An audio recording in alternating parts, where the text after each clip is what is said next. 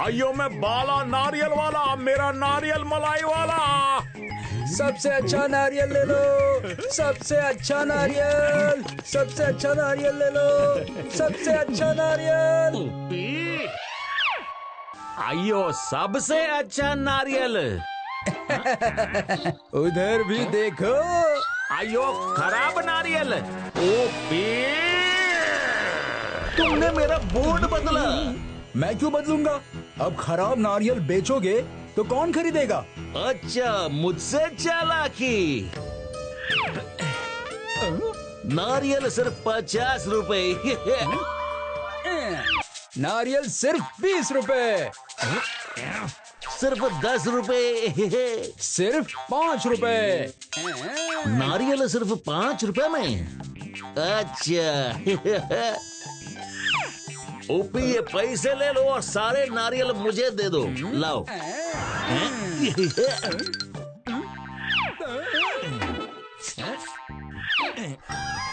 देखा ओपी, तुम्हारा 5 रुपए का नारियल मैं 50 रुपए में बेचूंगा। इसे कहते हैं असली मुनाफा। ये तो चीटिंग है। अच्छा और जो तुमने पहले किया था वो क्या था? मैं तुम्हें छोड़ूंगा नहीं। अरे रे, ये बाला और उप्पी की लड़ाई तो खत्म ही नहीं होती। रुको बाला उप्पी, क्यों लड़ रहे हो? अम्मा। उप्पी, कभी कभी ज्यादा चालाकी करने से ना नुकसान भी हो जाता है। हाँ। वो कैसे अम्मा? समझाती हूँ एक स्टोरी सुनाकर। स्टोरी? ये इट्स स्टोरी टाइम विद सुधम्मा।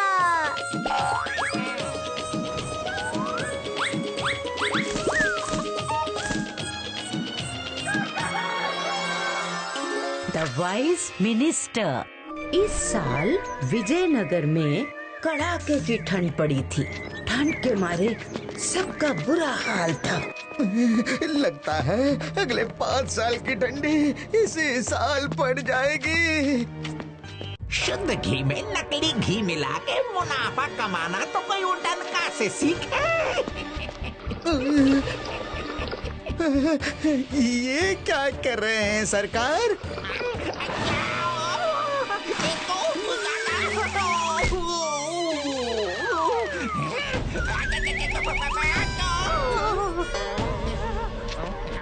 मैंने कुछ नहीं किया। अरे मेरा सारा घी गिरा दिया पाई पाई जोड़ के और कहते हो कुछ नहीं किया। अब इसे साफ कौन करेगा? पर मैं तो। अब मुंह चलाना बंद करो और हाथ चलाओ। ग्राहक आने का समय हो गया है। दुकान की ऐसी स्थिति देखकर अगर ग्राहक बाहर से ही लौट गए तो मेरा भारी नुकसान हो जाएगा पाई पाई जोड़ के।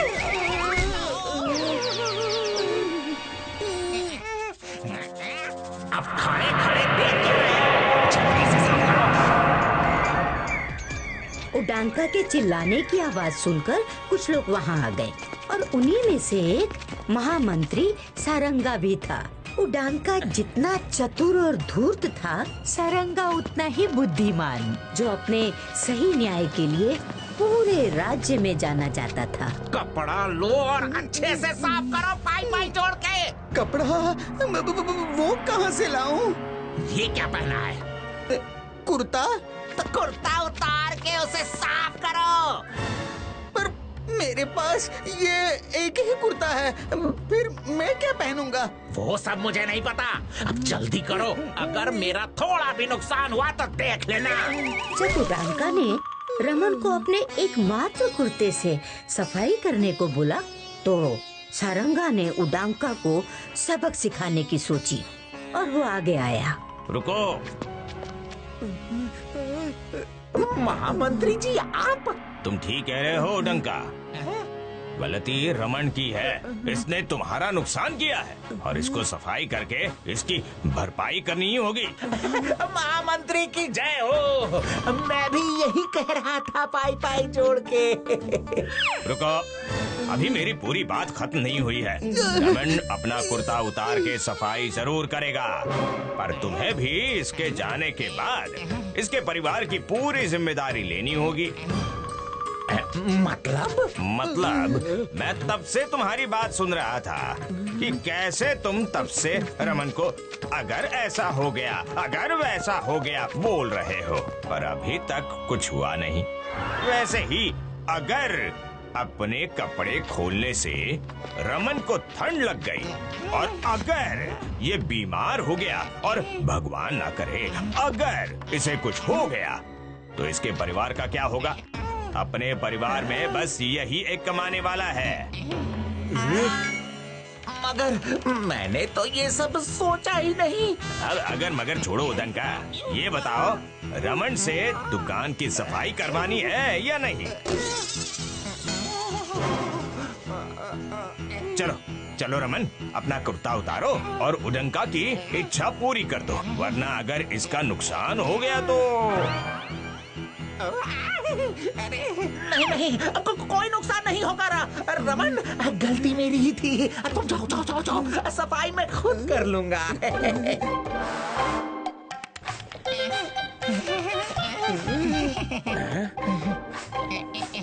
अच्छा, वैसे क्या गिराया है इसने? घी है।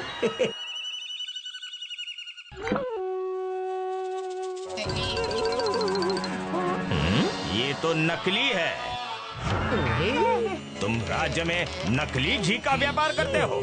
महामंत्री, ये हमेशा हमें मिलावटी सामान बेचता है।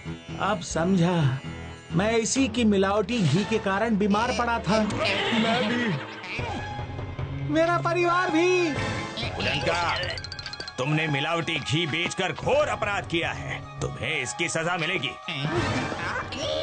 मेरे न्याय विद्या के अनुसार तुम्हें इसकी 3 सजाएं मिलनी चाहिए। क्षमा महामंत्री, मैंने तो सुना था कि आपका न्याय कभी गलत नहीं होता, पर ये तो बिल्कुल उल्टा हो रहा है। एक गलती की 3 सजा, ये कैसा न्याय हुआ? ठीक है, सजा तो तुम्हें मिल के ही रहेगी, पर तुम्हें इतनी छूट देता हूँ कि तुम 3 सजा में से 1 सजा चुन सकते हो।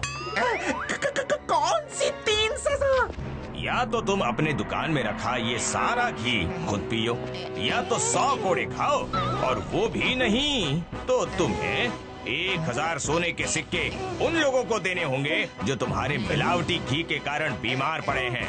अब बताओ, कौन सी सजा स्वीकार है? कोड़े खाना तो उडांका के बस की बात थी नहीं, और 1000 सिक्के तो उस कंजूस के लिए बहुत ही ज्यादा थे। बहुत सोच समझकर उसने सोचा कि घी पीना ही सबसे आसान होगा। सजा शुरू की जाए।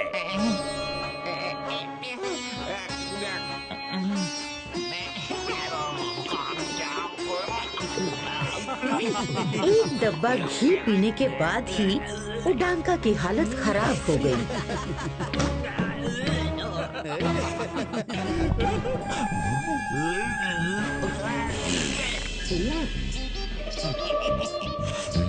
रुक क्यों गए?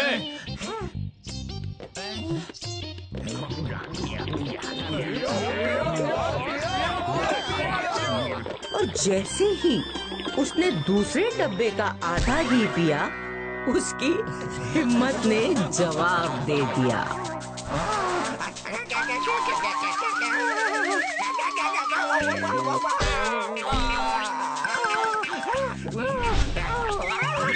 महामंत्री, मुझसे ये नहीं होगा।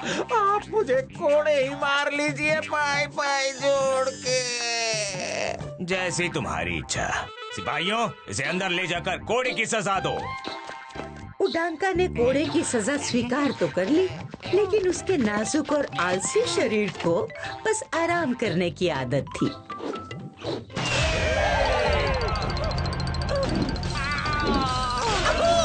कोड़े खाना उसके बस की बात नहीं थी। कुछ ही कोड़ों में ही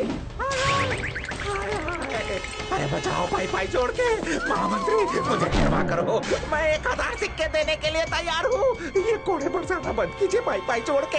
इस तरह एक एक करके सारंगा की निर्धारित 3 सजा उडांका को मिली और प्रजा को न्याय मिला। सब सारंगा की जय जयकार करने लगे। और उसके बाद उडांका ने भूल से भी कभी किसी को मिलावटी घी नहीं दिया। अरे ये तो भारी नुकसान हो गया पाई पाई जोड़ के। समझ गया अम्मा, ज्यादा चालाकी कभी कभी भारी पड़ सकती है, जैसे मुझे पड़ी। सॉरी बाला। तुमने सही कहा ऊपी, लेकिन मैं तुम्हारा नुकसान नहीं होने दूंगा। ये लो अपने नारियल, पर अपनी दुकान कहीं और जाकर लगाओ ताकि दोनों में किसी का नुकसान ना हो। ठीक है बाला, थैंक यू अम्मा।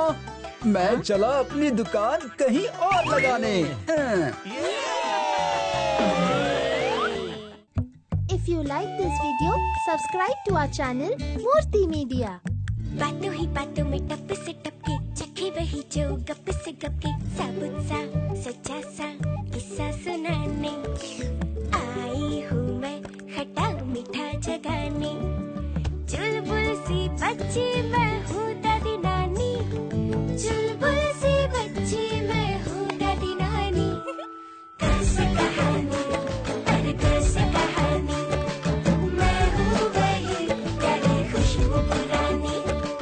छुटकी सी बातों में बड़का सच बोलूंगी, झोंका बन आऊंगी, एक खिड़की खोलूंगी, उंगली पकड़ के संग संग चलूंगी, खूब खूब